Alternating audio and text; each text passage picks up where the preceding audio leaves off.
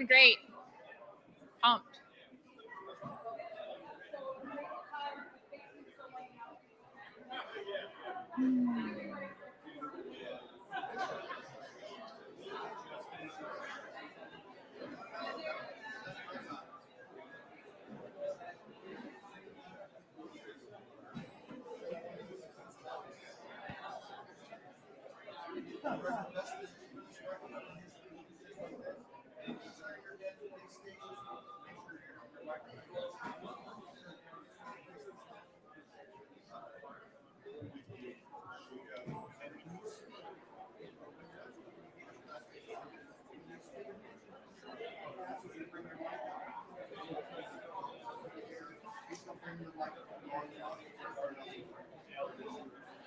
Hey, Aaron.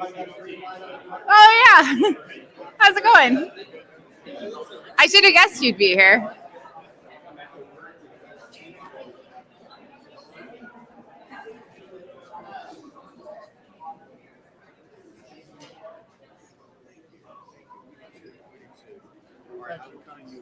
I'm ready. I'm pumped. Send me in, coach.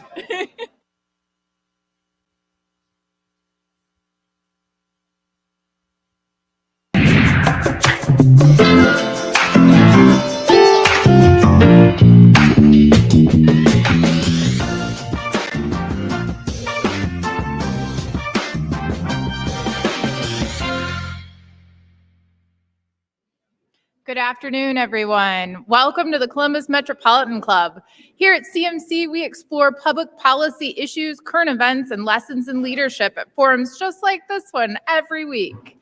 I'm Ellen Block. I'm an independent transfer pricing and international tax consultant. I'm also a proud member of CMC's Board of Trustees, and I serve as its treasurer and chair of its finance committee because that's where they leave all the accountants. For those of you joining us by live stream, we're coming to you from our home here in Columbus's historic Italian village at the Ellis. If you scan the QR codes on your table, you can read bios of today's panelists, take a short survey, please take the survey, and see many organizations that support your not-for-profit Columbus Metropolitan Club. Speaking of sponsors, we're grateful for Columbus State Community College and Cova Insurance, JP Morgan Chase and Company, and our presenting sponsor of our live stream, the Center for Human Kindness at the Columbus Foundation. We're also grateful for our live stream partner, the Columbus Dispatch, and once again, a special thank you to the Ellis for hosting us. Every CMC forum takes a village, and let's thank everyone supporting today's program.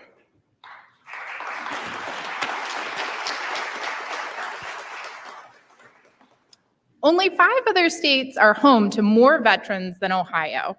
And with Ohio's unemployment rate still well below historic averages, many employers are turning to veterans to fill critical open positions.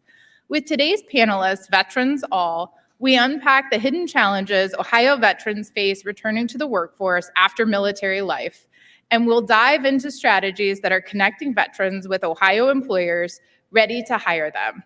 To introduce our panelists, please welcome Corrine Berger with today's sponsor, JP Morgan Chase and Company. Corrine, the podium is yours. So good afternoon, everyone. As mentioned, I'm Corrine Berger. I'm the Columbus location leader for JP Morgan Chase. And on behalf of our 18,000 employees in Central Ohio, it's an honor to be here today to introduce this panel. At JP Morgan Chase, we are committed to supporting the communities in which we live and work. And that is especially true when it comes to supporting those who have courageously served our country. In 2011, JP Morgan Chase established its Military and Veterans Affairs Initiative, which positions military members, the veterans and their families for long-term success, focusing on the areas of business growth and entrepreneurship, careers and skills, financial health, and community development. Since then, JP Morgan Chase has hired more than 18,000 veterans and currently employs more than 3,000 military spouses nationwide. In Ohio alone, we've hired more than 2,300 veterans since 2014. Additionally, we've committed more than $25 million to veteran-managed venture capital funds, awarded nearly 1,100 mortgage-free homes to military families, and co-founded the Veterans Job Mission, a coalition committed to hiring veterans. Since its founding, the Veterans Mission membership has grown to more than 315 companies, with the goal to hire 2 million veterans and 200,000 military spouses by 2030, and we will definitely meet that goal. Our military and veterans are among our nation's best and brightest. As you'll hear today, supporting them is not only the right thing to do, it's also good for business. Please join me in welcoming today's esteemed panelists: Tony Ansick, U.S. Navy veteran and Columbus location manager at J.P. Morgan Chase; retired Major General Deborah Ashenhurst, U.S. Army and National Guard veteran, Director of the Ohio Department of Veteran Services, and a member of Governor DeWine's cabinet; Marnie Holder, U.S. Army veteran and Vice President of Advancement at the National Veterans Memorial and Museum; and A.J. Orr, U.S. Army veteran and Executive Director of the Ohio Veterans Collaborative. And of course, our moderator, Stacia Nakin, anchor and ABC 6 and Fox 28 Columbus news anchor. Stacia, welcome. Thank you so much.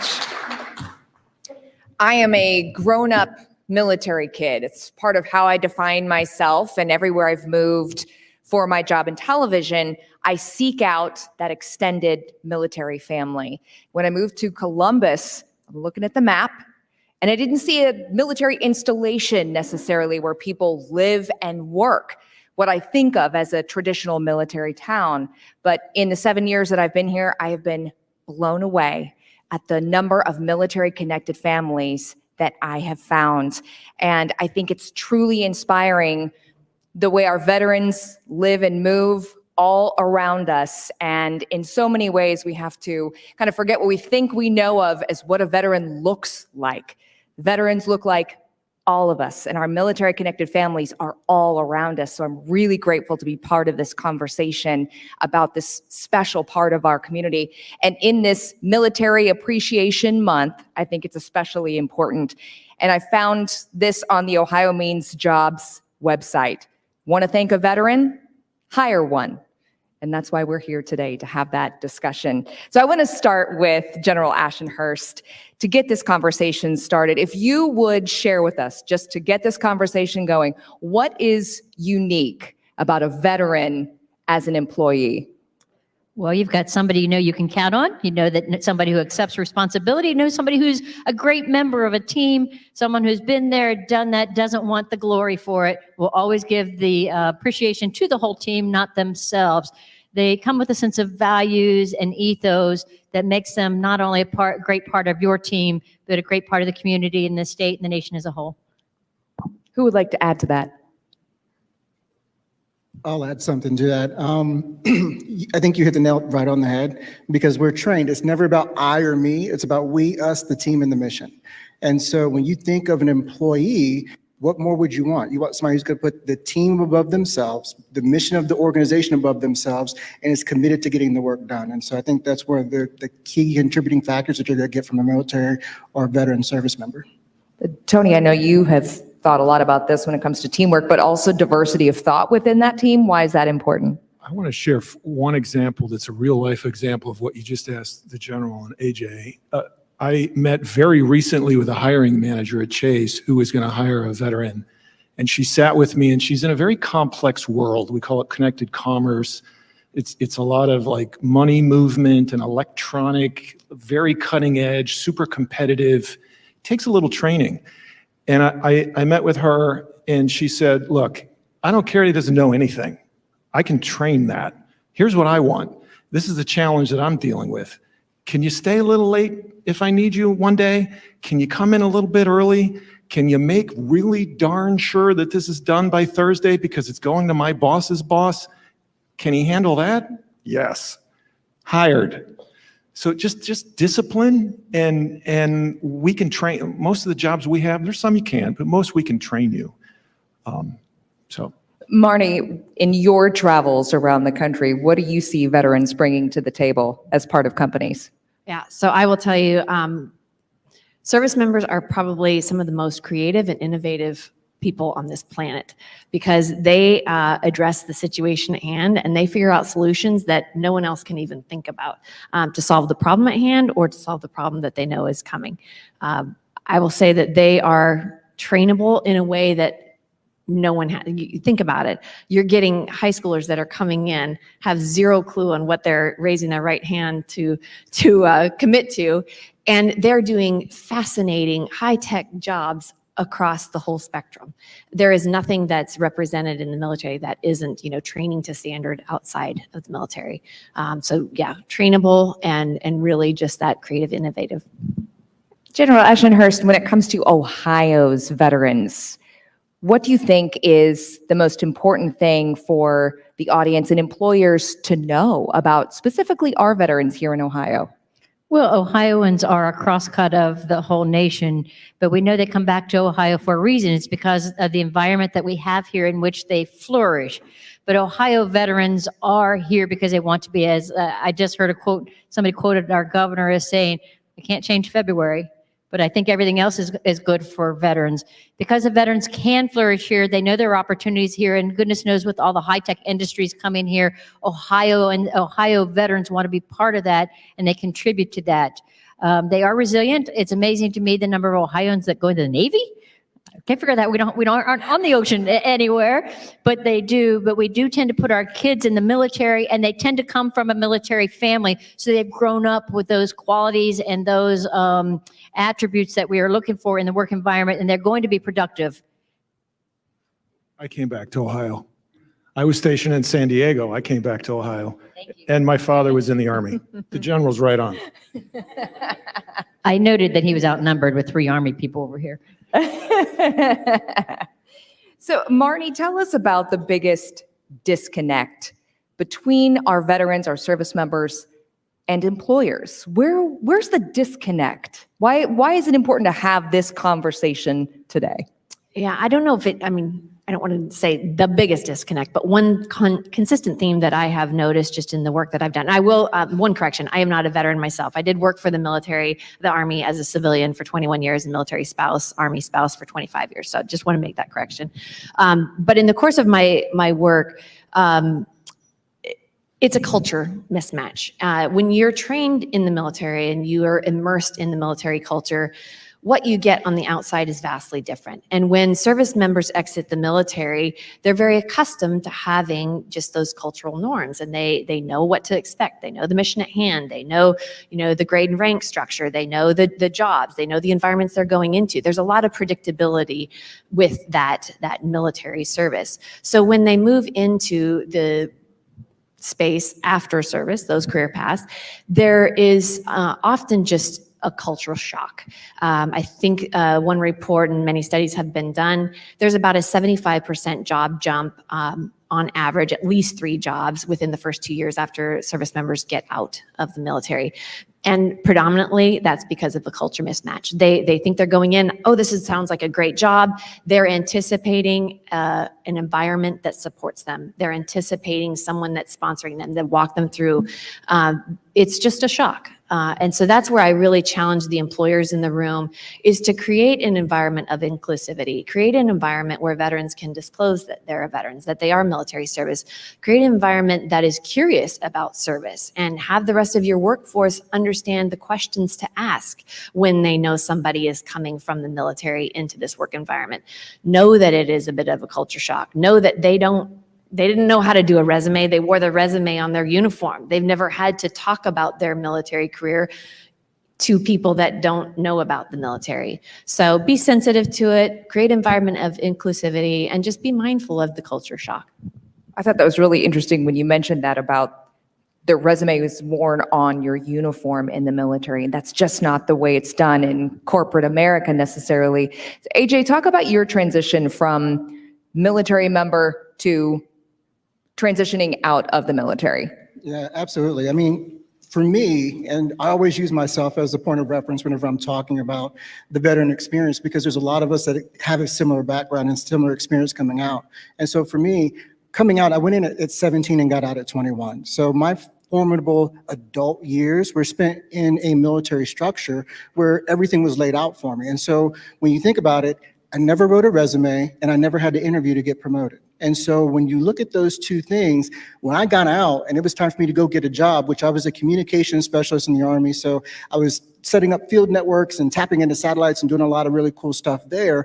And my recruiter was like, hey, you're doing IT in the military, you're gonna be able to get out making $48,000 to $60,000 a year easy. So whenever I got out, I'm like, I'm gonna go make $48,000 a year. I couldn't sniff $48,000 a year because my resume was horrible, because I didn't know how to write one. And then whenever I did sit down to interview with somebody, I didn't have good interviewing skills. So whenever you ask me, hey, so what did you do in the military? I was a communication specialist in the Army for 4 years, period, hard stop. It was, what does that mean? And so it was them pulling it out. And after so long, it was just like, oh, well, you're good at cabling. Here, go run this cabling job, which I was way overqualified to do. And so one of the things that Marnie kind of alluded to as far as bouncing jobs, part of it is culture, but the other part is I was overqualified for the things in which I was doing, which left me unsatisfied, frustrated, and at the same time, undercompensated. So now I'm struggling, still living at my parents' house after service, after I'm used to living on my own for many years. And so coming back in was a little bit challenging from that perspective, but finding quality employment, because we do speak different languages. You know, I spoke in acronyms and was very short, and I never talked about myself. It was always we, us, and the team. It was never, AJ, what did you do? The team did this, and this was our mission. This is how we succeeded. And so I think if we can help to kind of break down that narrative and smooth out that conversation piece to where we understand, I think that'll help bridge that gap a lot. And we are having those conversations more about the needs of our service members as they're transitioning out. But Tony, you mentioned the importance of networking, and I think that's a really important highlight here as well. I am lucky enough to I've been at Chase for 26 years, and I had a few years in another bank, so it took me a while to figure it out. But when people come to me and ask me advice in corporate America, one of two big ones is get known. You have to get known. And the challenge as a service member station, my panel colleagues were talking a little bit, and we said, and if I'm a fighter pilot, I'm a Marine fighter pilot, I'm not gonna, hey, I'm gonna go I'm gonna network with the submariners over at the base. What are you doing? Get over here. I mean, you stay in your community, you stay with your group, you're focused on your mission. I'm not networking, I'm with my people. So it is a little strange. We try to help. At Chase, we have a good program, and there's many companies that have a good program where we hire junior military officers and senior enlisted. They come in, they do 2 one-year rotations with a manager. Their head count is paid for by the program so that you don't have to worry about head count and getting permission from your CFO. But their first 30 days, their first full month on the job, they're paid, full-time pay, no work. There's nothing on your docket to do other than network and find your job. You go out into the vast community that is my company and find your manager and find where you want to work, and then we make that happen. And the thought there is, we're going to give you literally your first month with us is you're going to have to learn a lot more, but learn how to network. So how do we connect our veterans, our service members, who as we have established, they are going to make fantastic employees. And we know probably every one of you in your company, you're hiring right now. So how can we connect these two elements of our community? We are working very hard at that. All these big organizations opening in Ohio want to hire veterans, so we're trying to help them to do that. We're actually going out to the active duty installations as they're going through their transition program. We're taking businesses from Ohio with us. We're taking all information. We've got a QR code where they can scan and upload their resume right there so that we can help them. Jobs and Family Services has representatives in every county to help them civilianize that resume, to help them to realize what opportunities are there. And particularly if they have come home to a specific area, they want to live in the county they grew up in, they may not know what's there, and those people in the county will know. So we're very aggressively pursuing those military members transitioning out to help with that transition, so they don't have to come home and do a full 360 and figure out what's here and what isn't here. And then once they're on the job, we try to make sure that they still have that support that they need. So they realize when they show up for a meeting 15 minutes early, like you always do in the military, you're going to say, well, what time was the 2:00 meeting? Because it's now 2:10 and still hasn't started. So, you know, some of those things that military members have a hard time adjusting to, we're going to follow through and help them with that. Can I add to that? Yes, so please. I want to give a huge shout out to the state of Ohio and everything that General Ashnurst has done. And in my former life, I used to work with the Youth Chamber of Commerce, Hiring Our Heroes, and we would take states like Ohio, because they have it together, bring national employers to military bases worldwide, from Okinawa, Japan to Vicenza, Italy, and everywhere in between. But we did that because Department of Defense was taking a holistic approach of, look, we need to start educating and informing service members before they're getting out on what their career plans are after. It's not a hit that date and I'm just going to go find a town and then hopefully everything is going to work out. They need to be trained on how to make informed decisions. They've always been told where to go, what to do, what the next job is. So the Department of Defense has really been taking a more active role in helping educate, and it's pairing with employers that want to hire and understand the value of veterans, understand the value and the talent that they're seeking, and then having that dialogue started early. And it is the conversations that are happening at these military bases that are fascinating. I'm going to give one quick story. I was in Kaneohe Marine Corps Base, Hawaii, and there was a young female. She was getting out of the Marine Corps. She'd done her 4 years and she was ready. She said, you know what, I'm so excited about this hiring event because I know Amazon's going to be here and that's where I want to work. So she had done her work to study up on Amazon. So when it came time for the career fair, she was talking to them and I saw her at the end of the day and I said, great, did you get a job or what's the plan? You know, what's happening? She says, you know what, I actually am re-enlisting because I found out in my conversation with Amazon that I am not qualified to even get the job that I really want with them. So I'm re-enlisting to get my education so that I can qualify for that job with them. That is where they're making the change. They're really thinking about their future. I also want to say they're working on the other end of it. We are also working with employers, and we have a workforce development team in the Department of Veteran Services where we go out and work with employers who want to hire military, want to hire veterans, to help them understand the resume, to help them understand the culture, to do a little sensitivity training with them, and they get their SHRM credits. We usually work with their HR office for that as well, to help the companies to be able to transition their veterans in as well, because it is on both sides, and we need to make sure that the companies are ready to help those veterans be successful and not hire them in the proverbial mailroom when they really come back with a lot more skill and experience than that.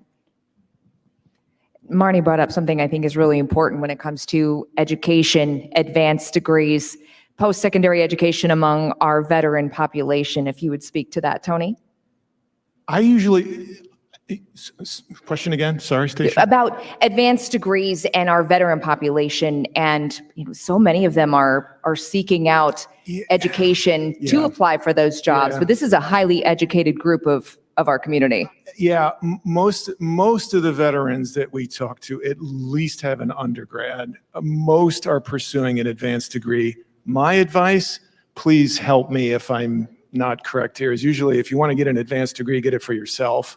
Do it because you want it, or whatever your career track is, you want it. I've seen a lot of veterans who come and they say that I'm going to work for a big financial institution, so I have to get my Wharton MBA. I have to because I have to. You don't have to. If you really want to get it, that's great. It depends on your track, and we'll talk a little bit more. Maybe you will need it. But what do others think? Good advice?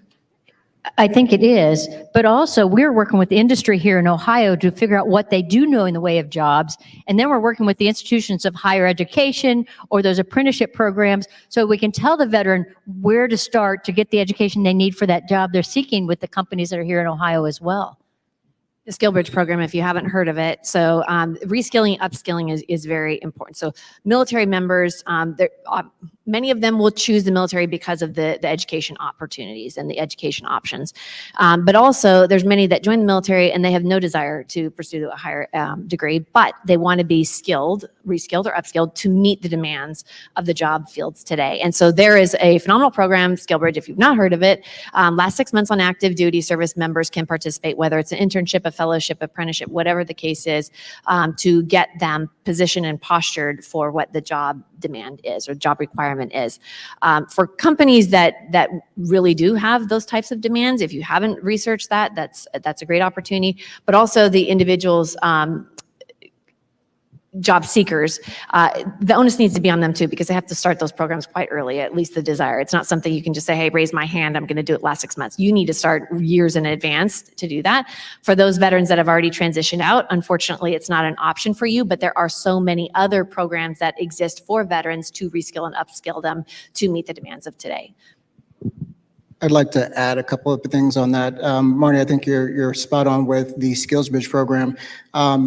There's a lot of great things that help those that are transitioning out of service to get them incorporated with or get in contact with organizations that are looking to do hiring.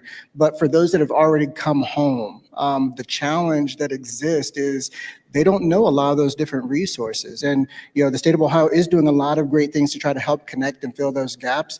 But as hiring managers, for those of you that are in the room, one of the big things is, one, how do we find the veteran community? And Marnie and I have talked about this before. Look within your own organization and identify the veterans that you have there, because I guarantee you they know other veterans, because it is a very small knit group. And then allow them to help you build out and develop that culture that we've talked about within your organization. How do we reach them? Why did you stay here? Why did you come to be an employee here? What do you like about it? What do you not like about it? What can we do to help hire on more veterans, and use your resources that you already have available to you? And that'll also help to kind of circumvent some of this. Once again, the biggest challenge as me being a veteran looking for employment, and the ones that I work with now, is how do I get my resume in front of you, and how can I have a good interview with you? And there are a ton of different agencies that we're working with now that do that prep work, because it's at scale. I mean, like it was announced at the very beginning, Ohio has the 6th largest veteran population.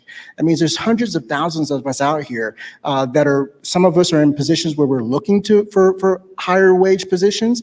I think one of the other things I'd like to point out is that the veteran community, these typically are experienced people, not entry-level positions. We talked about advanced degrees and things of that nature, but these aren't your entry-level, hey, go bag groceries type of guys, or gals rather.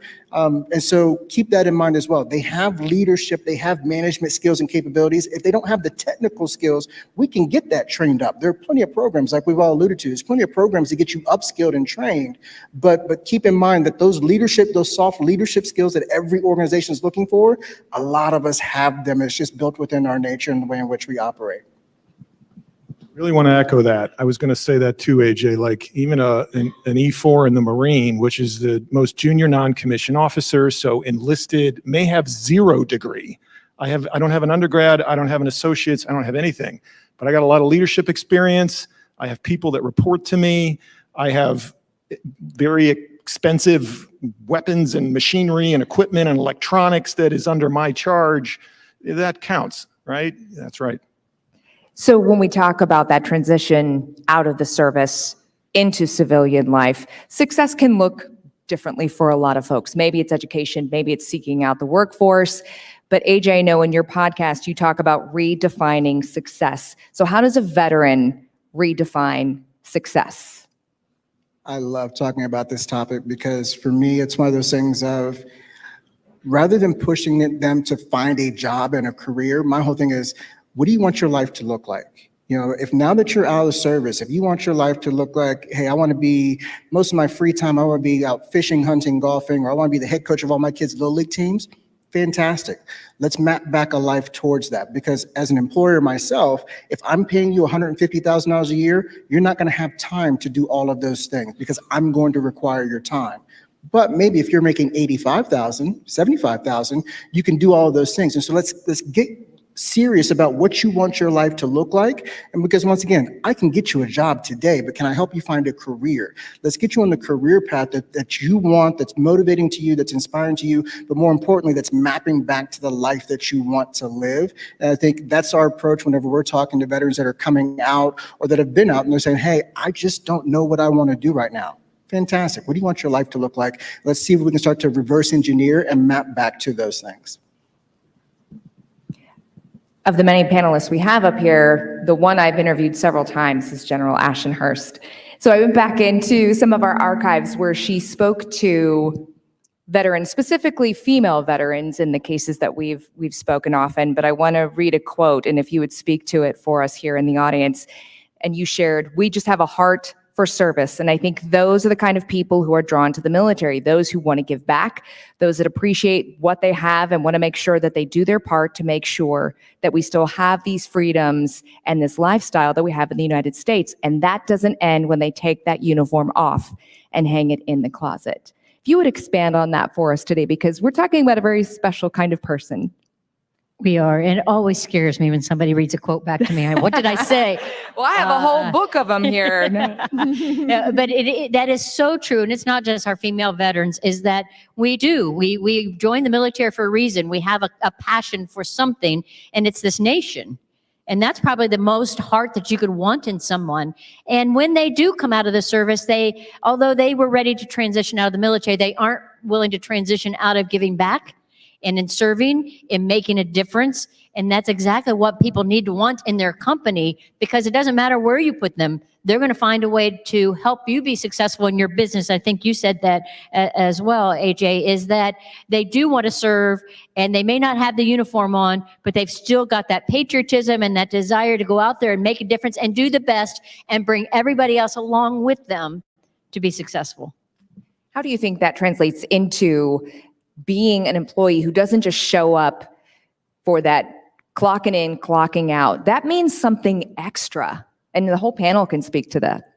I had this was a shipmate, and he was here in Columbus, and he was at my firm, and he said, you know what, I want to start at the beginning.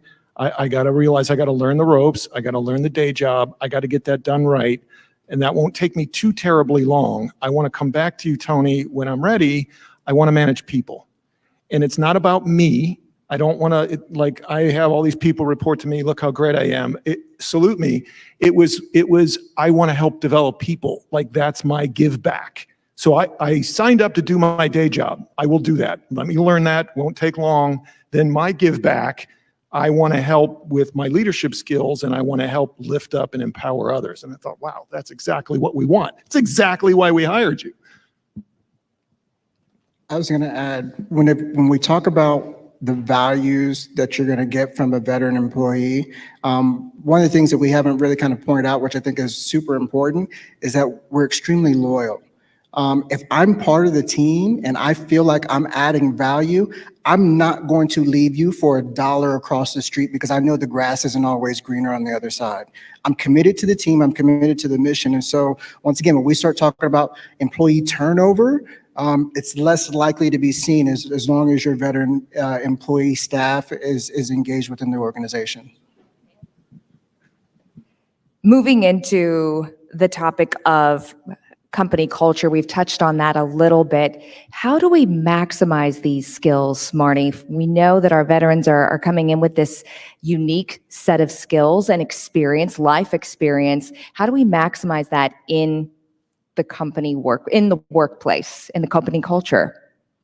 Yeah, and I'm sure I'm not the only one that can answer this, but I would just say, in order to maximize the skills that they bring to the table, you need to know what they bring to the table. They may have qualified for the job, they may have gone through the wickets through the HR, but in order to really know the depth and breadth of what they bring, you need to know about them. And you need to start the conversation, you need to be curious, you need to ask those questions. There's going to be so much that they don't disclose.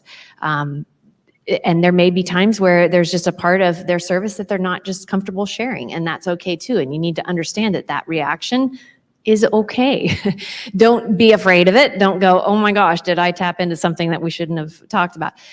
Really just engage in a conversation and let them lead and guide and be curious. And don't be threatened. Don't be apprehensive. Just start. Completely agree. I would add to help connect them. I spend a lot of my time, these are big boys and girls. They have done hard things. I spend a lot of my time, exactly what you said, Marnie, want to know what you're bringing to the table, want to know what you want to know what you think you want, and then connect them with people who can help them in whatever that is. I want to fly planes. I want to be in charge of dining. I want to be a real estate architect, whatever. Help connect them. There's a lot of satisfaction there too, because I'm setting you up for success. I'm pointing you in the right direction. Now go. So I think connecting, networking is back to networking. I think networking is a really big thing. Yeah, I'm going to touch on 2 points too. So, and give them a purpose. They just need to know, and connecting them with others that they can help or others that can help them is going to give them that sense of purpose too, in addition to their job. And on the networking, yes, networking is important in getting comfortable from a veteran's perspective on networking. And when they're networking, understand that you're making connections. Yes, you're filling up your Rolodex, so to speak, but every time you're having a conversation as a veteran, they're learning more about you. So when you're making a connection through your networking, you have now created a champion and advocate for you. And so it's about what they know about you. Make sure that you're very clear on what you want them to know about you, because whoever you're talking to may be in an environment or maybe in a conversation where they're like, you know what? I was just talking to this veteran the other day and they would be a perfect fit for you. So when you're networking, do it intentionally. And it's not just about building your own Rolodex, but knowing that everyone you're talking to can be your advocate. And I'd like to highlight one of the things that Tony said earlier, that what they're doing over at Chase, which I think is phenomenal, allowing them to cross-train and find where they fit.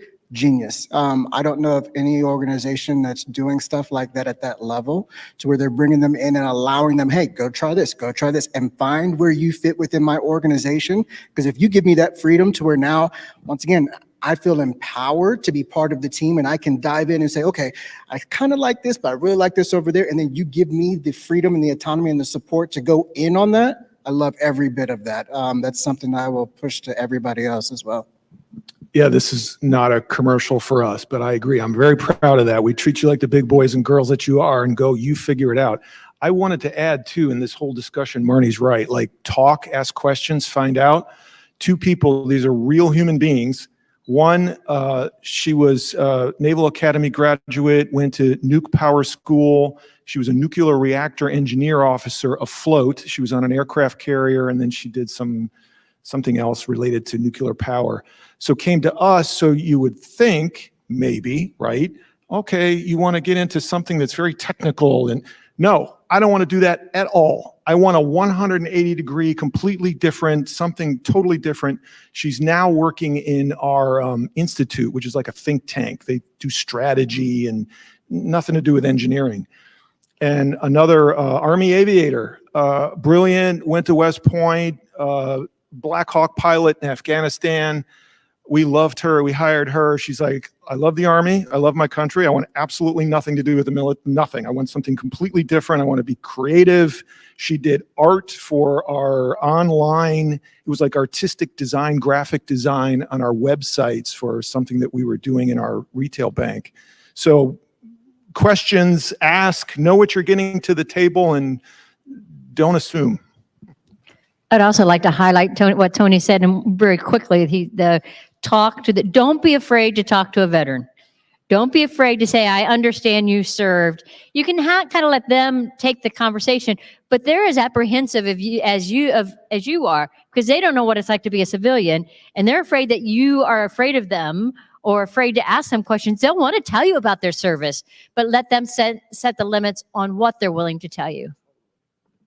It is CMC's longstanding tradition to take audience questions. So we're going to move to questions from our live stream and in-person audience as well. So if you have a question, please make your way over to the microphone. Doug is right there. And if you are watching online, if you would type in your questions into the chat. So before we take audience questions, I wanted to throw out one question to you here. And we've talked about it a little bit. General Ashenhurst, I know you and I have talked about this extensively. What does a veteran look like? Like you, like your neighbor, like the person that sits next to you in church. There is no cookie cutter. Everyone looks different, except maybe you'll find they stand a little straighter, carry their head a little tilted up, but they look like everyone. They're small, they're large. They're big, they're little, and they're really bright, and some not so bright. But there's a place for all of them. That's it. That's the answer. Let's get out to Doug Buchanan with CMC curating questions from our live stream audience.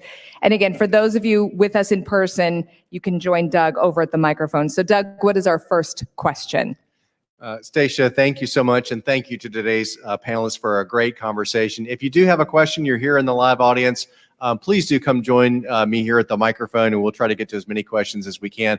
Do keep in mind that great questions at CMC have two things in common. They take less than 30 seconds to ask, and they do end in a question mark.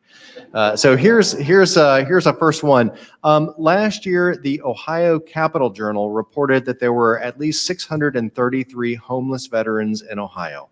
What are the unique obstacles that veterans may be up against when facing homelessness? I guess that one's going to land right in my lap. There are homeless veterans. If they are a homeless veteran, it's because they aren't willing to make the compromises to accept the housing opportunities that are there for them. That doesn't mean we shouldn't still support them. It might just be they don't want to give up their dog. It might be that they aren't willing to address an addiction issue at this time. So we need to never give up on them, always stay in touch and offer them. But we do have many resources for placement in programs to get clean if they need to get clean, just to get housing if they need to get housing. And we can also help find another home for that dog if they can't take them with it. Thank you. Nancy Nanny, watching online, asks, do veterans with PTSD have difficulty getting employment, and what are the resources available to help veterans suffering from PTSD?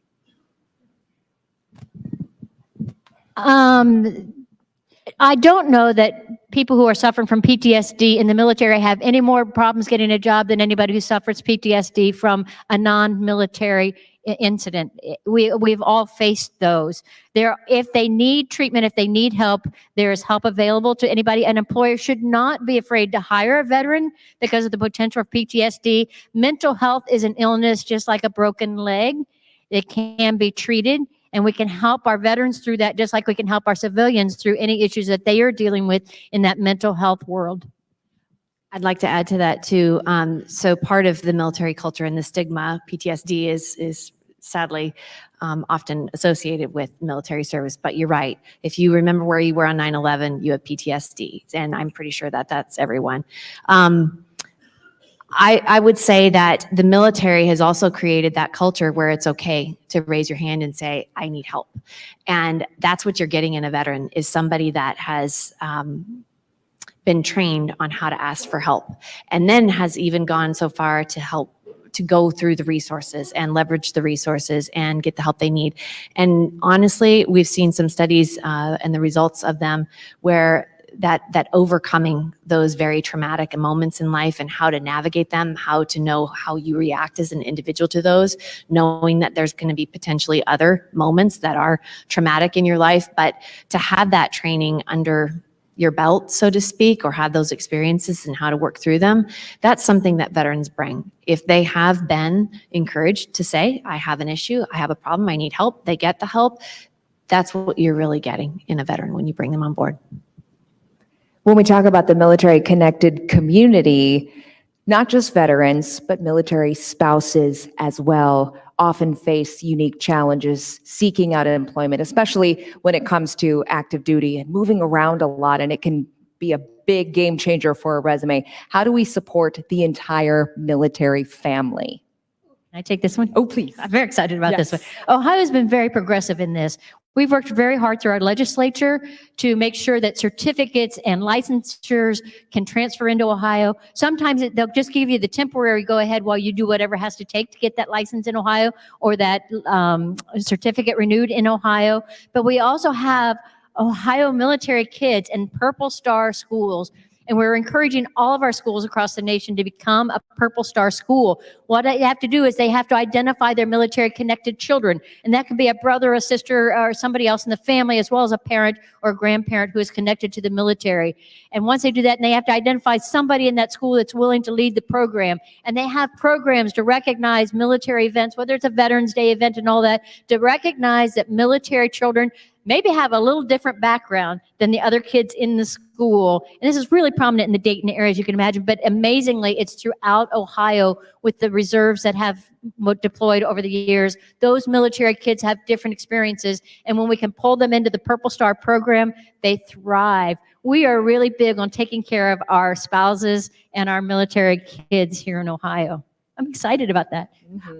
I'll speak from a military spouse, and I'm dating myself, but I was a spouse back in the day where I didn't disclose I was a spouse when I was applying for positions. I've had periods of unemployment. I worked for the government, but I still had to quit my job, go on unemployment until I got picked up again at the next duty station. So I get the challenges that are out there. And I will say kudos to everything that Ohio is doing, everything that is happening nationally and other states that are leaning in. There is more opportunities for spouses than there ever has been, and that is only growing. And the portability of licensing and certifications is phenomenal. And what they're doing to really give priority to spouses, remote work, it is phenomenal. And if you are a military spouse or know anyone that is or having challenges, please see me or anyone else on this panel. I know that there are resources we can help you out with. And in Ohio, we have become see if I can get the acronym, MCs, a military spouse economic employment empowerment zone. To try it, I still don't think I got it right. But that we are very progressive in making sure our military spouses have that opportunity for employment and to be empowered to continue to flourish while their spouse moves around. One thing I'd like to add on that is that we've talked a lot about the skills and the value that a veteran will bring. There's a terminology in the military that when one serves, we all serves. These military spouses talk about resilience and being able to pick up and move. I mean, think about that. To be able to pick up and move whenever you're ordered to, you have no say in that. You have to pick up your family, your kids, everything you do, move across the country or wherever your husband or spouse is stationed, and then you have to readjust, find a community to get back into. And so when you talk about, once again, as an employer myself, when I look at what do I want in an employee, I want somebody who can solve problems, who's committed to the mission, who's resilient, who can think on their feet, and whenever hard times hit, they don't crumble under stress. And that's the biggest thing that you're going to get, I think, from the military spouse community as well. Probably prevents them from being hoarders too, if you have to pack up and move every 3 years, right? That was my grandma. That's right. Yes. Doug, any other online questions today? Yes, thank you. And Stacia, I know you've probably interviewed some of these folks, but question, when it comes to providing support for veterans, who are Ohio's unsung heroes, and what are the good things they are doing we should know about? Oh, that's a question that's got us all scratching our heads up here. Mildly AJ? stumped. I think there's a lot of unsung heroes out there. There's so many nonprofits that are across the entire state that are doing work to support veterans in reintegrating back into the community, whether that's on the housing side, whether that's on food assistance, medical care, or transportation. There are so many nonprofits out there. The challenge is that they just don't get enough of the recognition. At the same time, you know, it's tough being a nonprofit. But I would say if I looked at the unsung heroes, it's all the nonprofits out there that are actually doing the work, putting in because they care, and they're out there day in and day out trying to grind it out and help those veterans meet those needs. I mean, we see it every day where a veteran, something happens in their life and, you know, the community rallies behind them. And so it's everybody that's in the room that supports a veteran. It's all those nonprofits out there. I don't think there's just one hero out there. I think it's all of us, because we all have the opportunity to make a positive impact on a service member or their family if they've hit hard times or as they're trying to reintegrate back into the community. I also have to take this minute to talk about our county veteran service offices. Every county, all 88 counties, have an office that's dedicated strictly to taking care of the veterans in their county veteran service offices, and they're there for the families as well as the veterans to help them meet their needs, get connected with all the entitlements, all the things they earn through their military, but also to help them through some tough times. Raise your hand if you're a veteran. You are a resource for everyone else. And take that on, take that role on. Don't wait for an organization to pop up or put it off on somebody else. Be the resource that's needed at the time it's needed. I I would add for everybody that didn't raise their hand, we love you too. And not to be too simplistic, but you can be an unsung hero, because by and large, and I hope we translated this okay, a veteran wants the same thing anybody else wants. It's not super hard. There's a little bit of language, but it's not hard. And a little bit of like, get me comfortable, but very little within reason. And I love what Corrine said, and my chairman and CEO says it all the time. It's good business. You win too. I think I would add one other element to the unsung heroes. Truly the military families, because you serve as a family. When I grew up as a Navy brat, I was surrounded by kids who were going through the same things that I was. My dad got on a ship and he would be gone for months at a time. All of my classmates, all my neighbors, they faced that. I lived on military installations. There are a lot of kids in this area, in Central Ohio in particular, who are going through those deployments, and mom or dad is gone for long periods of time for training or deployments, and the kids in their school, they don't understand that. So these kids are making it work, and they're going through some really tough things with a parent who is not there in the house serving our country. So they're really serving as a family. I think unsung heroes for sure are our spouses and military kids as well. And so it's so important to walk beside them. And I know, AJ, that camaraderie is important. As veterans seeking out camaraderie in this journey from military service to civilian life, why is camaraderie really key? When I look at my transition out, there are two things that I lost whenever I got out of the military and hung up the uniform. The first was my sense of purpose. In the military, I was part of something bigger than myself. I was part of this big ideation of protecting freedom and democracy against all enemies, foreign and domestic. And out of the uniform, and I was just AJ, and I didn't know who that was. Like I said, I went in right out of high school. So I lost my sense of purpose. But the second thing that I lost, which was equally important, was I lost my community. My brothers and sisters that were there for me 24/7, 365, where we just embraced the suck together. Like the work is bad, the situation is horrible, but we knew that we weren't in alone. There was always somebody there. So whenever I got out of the military, I looked for that community, and it was hard for me to find. It was hard for me to find that person that had my back no matter what, because, we talk about, diversity, equity, and inclusion. Like, the military is the epitome of that, because I have to trust you to do your job and protect my life. And then if, I tell people it's a unique environment in the sense that we could hate each other, but I knew that I could trust you to do your job and protect my life, and you could trust me to do the same, because the mission came first, everybody coming home came second, and we can go back to our petty squabbles after that. In the civilian world, I didn't have that type of bond. I didn't have that camaraderie. And even though I came from a military family, my siblings didn't understand that. And so, I yearned for community. And so whenever, it's funny, I guarantee all the veteran hands that raised up, if we all got together, none of us have probably ever served together. I know that I've never served with anybody in this room, but if we got together, there's that common bond, that common community vibe and feeling. And I tell people, Stacey, you mentioned before, whenever you go someplace, you look for the veteran community. I can go anywhere in the world, and if I can find a veteran, I know that I'll be taken care of. And that's the type of vibe and bond that I love and wouldn't trade for anything. And with that within reason help and translation and connecting and talking, you get that loyalty when you hire it. Thank you very much. We have just a minute or two for one final question. What is, and some of you have touched on this, but what's the most common misunderstanding between veterans and potential employers during the hiring process?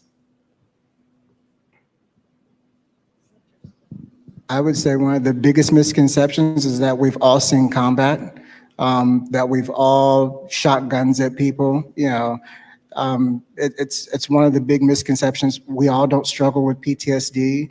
At the same time, the question that was asked before, I think that there are a lot of people across the board. I think we need to end this stigma with PTSD, because COVID caused a lot of people to deal with PTSD. There are people that have not served in the military that struggle with everything in the aftermath of that. But I would say one of the biggest misconceptions is that we've all seen combat, because we haven't. Number is, the general might know more. I mean, the real number of veterans who are out who have seen combat is relatively low. So yeah, that one. And then I think just like the talent disconnect, or you were an engineer and you worked on this, or you were a pilot, so we're going to have to, you can't work here. And no. And they may want to do something completely different. So you have to do a little bit of exploring. I would agree. The combat, the stress, you're going to be rough, gruff, and aggressive. Not necessarily. I'll say if it's the first time a veteran is, this is their first job after service, I guess. The culture piece, I can't hit on that enough, but it's also just kind of that expectations of the onboarding and how they move into their job expectations. And, there's so many questions that I know veterans have, but don't always articulate. And from the HR perspective, it's going to be a non-traditional onboarding experience for you.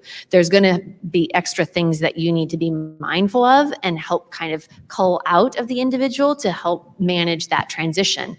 It's going to be a shock. They've never moved into an environment like that. They've always been told, prepared for everything that's going to be happening. So just be mindful of that and be sensitive to it. And then sometimes the whole sponsorship program, if you don't have one in your companies, it's something to think about. Give them a body, a person that kind of walks them through, introduces them to others, and helps just be a resource for them internally. And from the other side, the veterans' expectation is going to be that they're going to show up and you're going to immediately know how good they are and what they have to give, and you're going to respect them for it. And they don't realize that they aren't stepping right back into a military unit. And so you got to have a little patience with them on that end of it. General Ashenhurst, final thoughts today on how we continue this conversation after this forum. Thank you. I think that most important is don't be afraid to hire a veteran. They aren't all damaged goods. They all have something to contribute. And if you don't find their initial niche, as Tony has said, give them another chance at another job, but ask them why they're uncomfortable in what they're doing. Everyone, I wish we had more time. This is definitely a topic we could continue to converse about for quite some time, but I'm getting the wrap up, so we're going to turn it over to today's second sponsor representative, Lenroy Jones from Columbus State Community College, for concluding remarks. The podium is yours.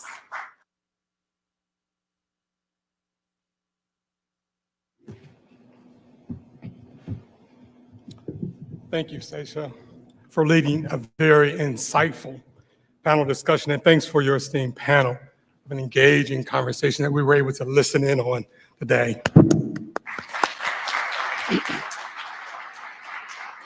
As we gather here at the Ellis, I'm honored to close this forum on behalf of Columbus State Community College.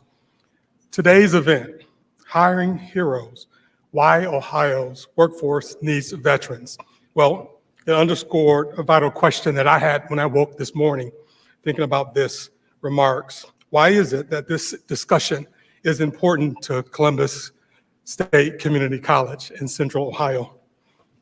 As I listened there, I took a lot of notes, but I'm going to stick to my script.